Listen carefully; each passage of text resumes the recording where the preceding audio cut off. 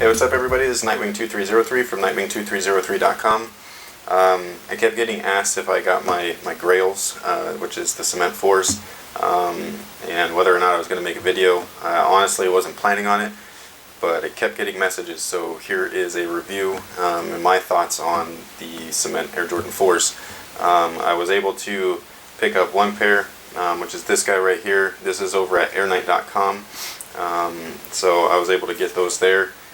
I was able to grab this pair, which is a size 11 from Eastbay. I was going to swap these out for another pair of my size, but I decided to swap these out for a size 10 over with a friend, for a friend, because he waited in line with me for these shoes and we were both unable to get them. It was a pretty weird experience. I really don't want to get into it though, just because of the way that it went down with the store and all that stuff. It was pretty ridiculous. Like, it didn't make any sense. But a lot of people got shafted. So, but basically, I was able to grab these from Eastbay in a size 11. I'm going to trade these so that I can give them to my friend in his size, which is a size 10.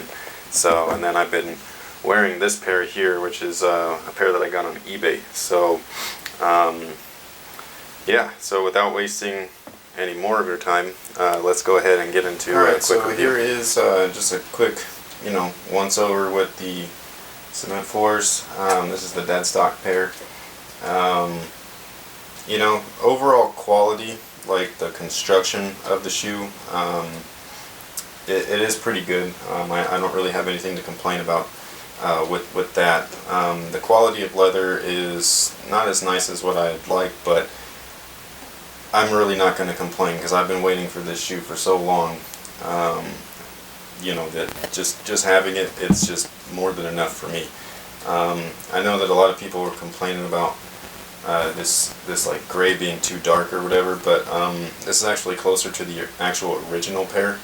The 99s had a much lighter shade of gray than the original release back in 1989. So, all things considered, this is a little bit closer as far as color-wise to the originals, but then of course you have some differences like no Nike Air and things like that, which I really can care less about. The only real difference would just be the beefiness of the stars. These stars here are more like an Air Force One, not quite as big, but they're a lot bigger than what they used to be with the other Jordan 4s. Same with last year's Jordan 3s. They had a lot larger stars on the toe cap there than what we used to receive. Everybody also knows that they came with the little hang tag here. This is cool, I guess. It's not, I just want the shoes, so I don't really care about stuff like that, but it is nice to have. So one thing that I do think is pretty interesting though, which is about the leather. My mailman actually, he's originally from China, so he brings me a lot of my purchases and things like that, and I had him check these out just because his parents own a manufacturing plant for leather over in China. So he was talking about the cheap leather that's used on a lot of the Nike and Jordan sneakers. And he's telling me how he can tell what's real and what's fake and all that stuff as far as like the leather goes, what type of leather and all that stuff. So basically I asked him if this was synthetic leather or if it was genuine leather. He told me that it was genuine leather, which is really surprising. However, there's different types of genuine leathers that are like over in the US, like if you use leather, then they call it full grain leather. Whether it's full grain or not, they call it that. So what full grain leather actually is that the top coat of the cowhide, what they do to get leather like this is when they're taking off parts of the hide, because there's different sections, different qualities and all that stuff. This is all from what he told me, by the way.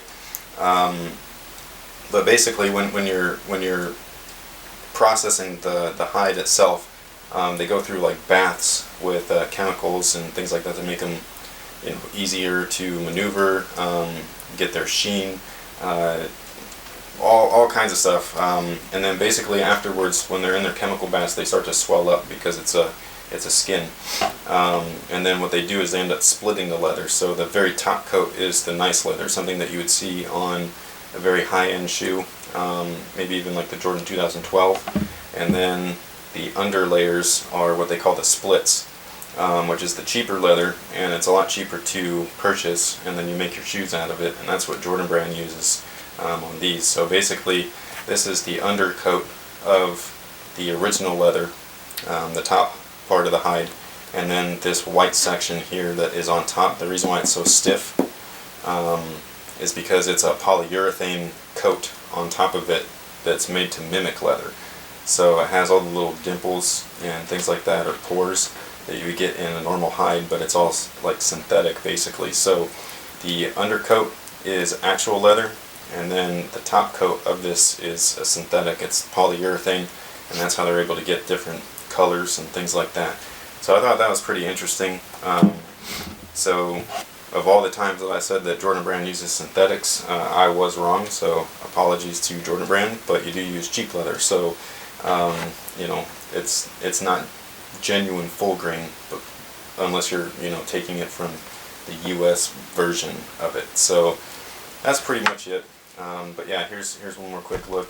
I think these are fantastic. I love these things. I haven't taken them off except for like one day I don't remember what it was. I wore a different pair of shoes because it was raining. So, but yeah, I did get a couple pairs, and I am happy. So.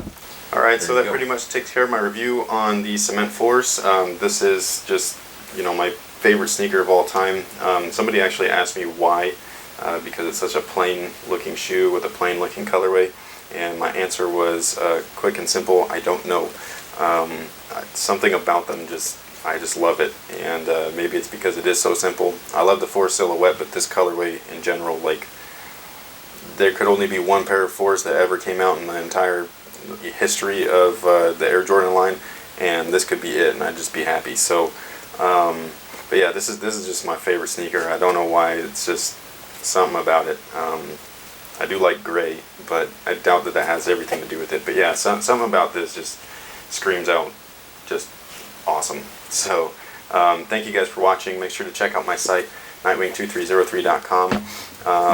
Really glad I was able to get a pair of these from airnight.com, and the eBay seller that I sort of paid just under rape. I got these right before they went like crazy with like the $300 mark, which is just, that's insane. So but yeah, I'm glad that I got my two pairs. I wanted three, but I'll buy another one later just because I do feel like everybody should have gotten one. So since my friend didn't, I'm gonna hook him up. So yeah, that's pretty much it. Thank you guys for all your support, and until next time, guys, have a good one.